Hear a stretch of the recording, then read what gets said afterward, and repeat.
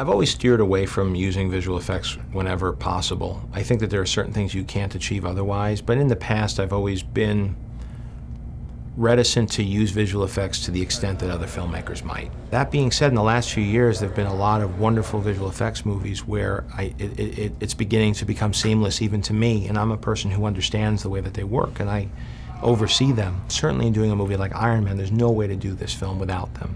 And so the balance that you try to strike as a director, I think, is to mix up the visual effects with practical effects in a way where you start to forget where one begins and the other ends.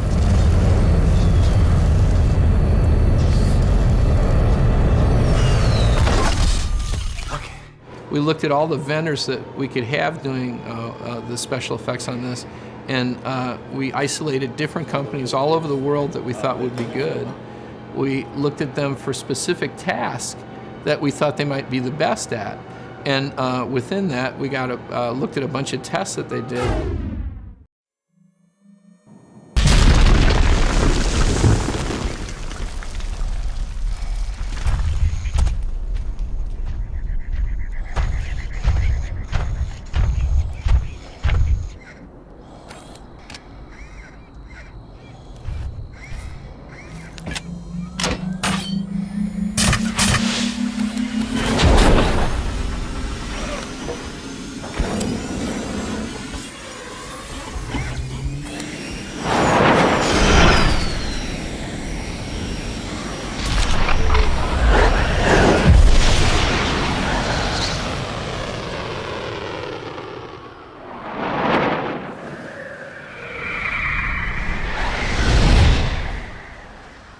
Right now we have 3 companies doing the visual effects for Iron Man. We have Industrial Light and Magic in San Francisco doing the lion's share of the work. It's the hardest work, I think. The Orphanage, also in San Francisco, which are XILM people, and now have a smaller company, and they're doing some of the smaller stuff. And then we have a very small house in Vancouver, Canada, called the Embassy, who's doing the Mark I sequences, which is the crudest suit, the one he makes out of spare parts.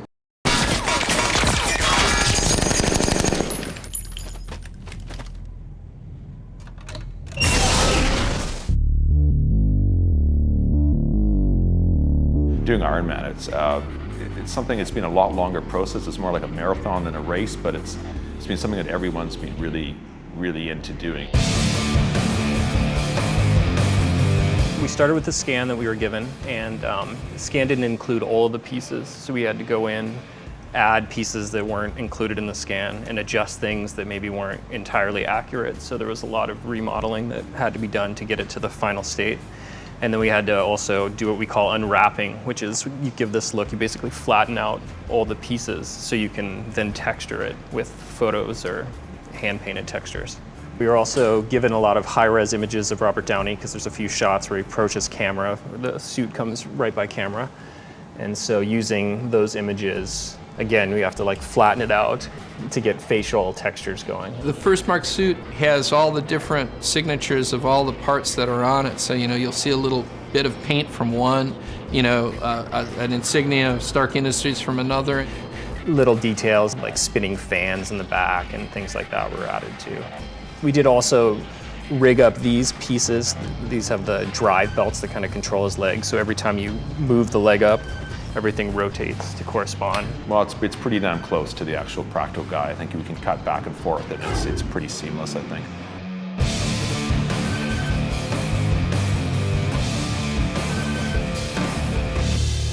Here is a mocap sequence that we got that they shot down in LA at Giant.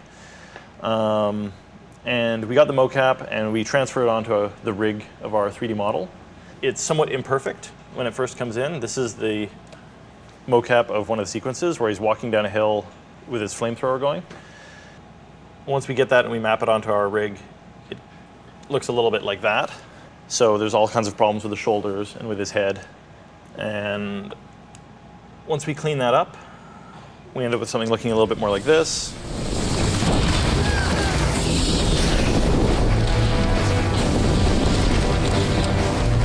This is based on a still shot. So we have a still plate that was actually scanned at E-film at 4K so that we can move in on the plate and actually do a camera move down through it that's added in the post. But anyway, we take all those layers, which are the CG Iron Man. There's computer-generated smoke that goes in front of him as well to blend him back into the background.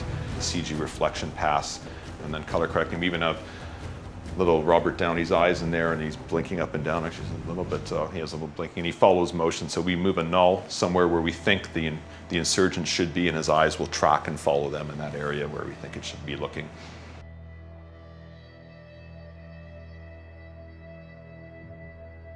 So this is one thing we did where, for one thing, the guy in the suit could not stand up like this or bend in that position. Even when we motion captured the actor, there's still some issues where you would see pass through. His hand may move and his forearm may intersect with his bicep, or his hip may intersect with something else. Like right in here, you can see this has to be really close where it's actually moving and not intersecting with his hip to make it look real. And then once the CG is done, it comes down here, and the compositors put everything else together and make it look real. This is a really interesting shot here because actually the director, John Favreau, is actually the motion capture actor in this particular scene. And the original shot was done with the practical guy in the suit.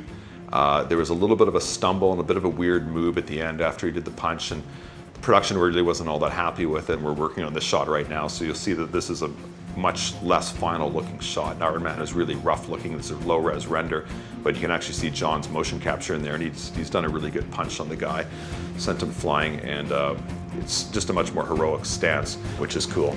And it's good that John got to get in that suit, and he can tell his friends for years to come how he got into Iron Man's suit.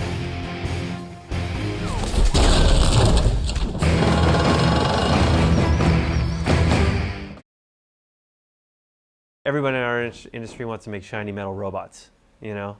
So having big metal robot guy running around blowing things up is kind of your dream job.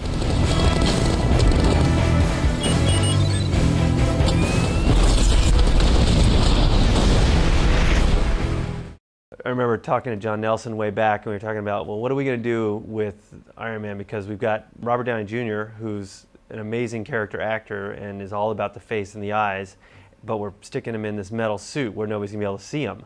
How are we going to solve that problem? Gauge heads-up display. Check. Record all preferences from home interface. Will do so. 19 months ago, I walked into visual effects supervisor John Nelson's office, and on his wall, he had a picture from 2001, A Space Odyssey, of Dave in his helmet with all the reflections on his face in the slit scan sequence. And I said, well, what's that doing on the wall? And he said, well, come with me. And we walked over to the storyboard artists, and they had drawn these shots of Tony inside his mask. But they weren't inside his mask because there was this depth to it with graphics in front of his face. And I said, that's going to be the coolest thing in this movie. The HUD was, in many ways, kind of the dream job that we always are sort of dying to get at the orphanage. I mean, you know, we're a visual effects house, and oftentimes we are asked to do visual effects where it's like, make this jet look exactly like a jet, or make this explosion look exactly like you know exactly what it looks like. And the HUD was one of these things where make something that you've never seen before, that nobody's ever seen before, but yet something that everybody thinks is really cool.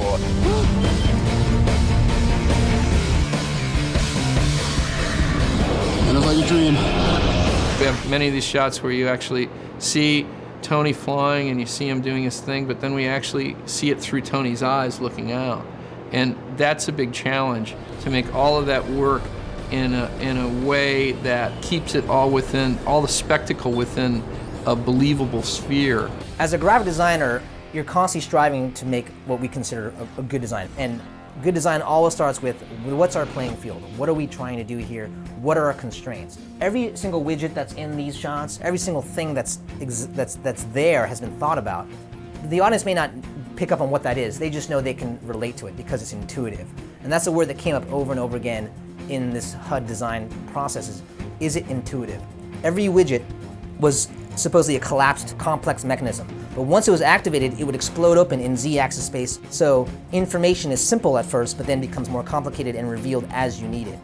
The other notion was that it's sometimes Jarvis is bringing up information to him, and sometimes he's calling information from Jarvis. Sir, it appears that his suit can fly. Duly noted. Take me to maximum altitude. With only 15% power, the odds of reaching that are... I know the math. Do it. John Nelson came to me and said 3 things had to happen.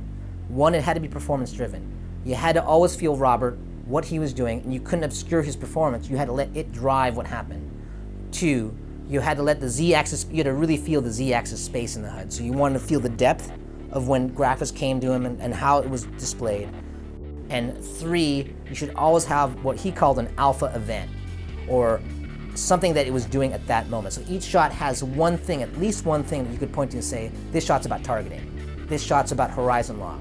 So once we sort of figured that out, it drove the rest of the process. Our approach on the design of all the HUDs together was that the Ironmonger HUD was the HUD that Stark Industries released to the military.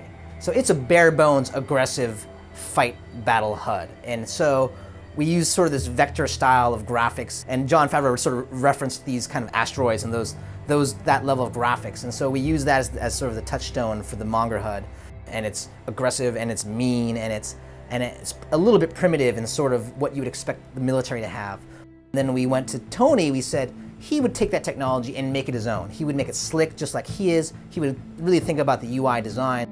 You know, we had so many conversations about color. 80s was kind of like amber was high tech, and then in the 90s it kind of went into blues and cyan. So we went with a cyan, which was not quite a blue and yet not quite a green. If you notice in the beginning of the HUD work, there are two modes. He's in sort of the beginning analysis mode, and then he switches into flight mode, and all the widgets sort of move around and they do this sort of conversion process. We said, we need to show progression, because all of Tony's technology shows progression throughout the movie. So by the time he gets to the Mark III, it's just one HUD, whether he's on the ground or whether he's in the air, and that was a conscious choice to show the progression. So it was funny because Wesley Sewell, who was an additional supervisor for the production on the show, came to me when I was sort of doing my early look dev on the HUDs, and he said, you know what would be cool? White HUD. And I looked at Wes, I said, that's a great idea. And we can use color to accent. The white interface is the cleanest, the simplest. In a way, it's like the least obvious and the most obvious at the same time. Because we thought, simplify is going to make it really clean and simple. I think that that's what makes the Mark III successful, is that it is predominantly white, and that you have color, pops of color for attention. Boom, the power's low. Boom, right here we're targeting. All these things come up because of the color. The Mark II, there's kind of a new widget for everything. There's a radar widget, there's a speed widget, there's like there's a diagnostics widget, there's all these different things. Then we thought there should be one, we call it the Omega widget, one widget that has this kind of like, sort of like an iPod, sort of like a DVD player, north, south, east, west, kind of a really basic design that we all know and understand, with 4 quadrants. So in its rest state, we have navigation at the top, sort of health at the bottom, power on this side, and diagnostics on that side, and some targeting and some other information.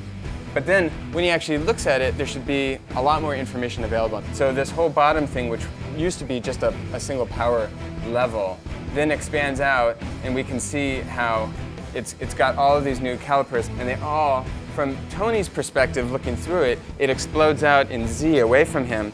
So that's the power side of it. Then the health side of it, at first there's a couple parameters for the health, and then it explodes out and shows him a little Iron Man.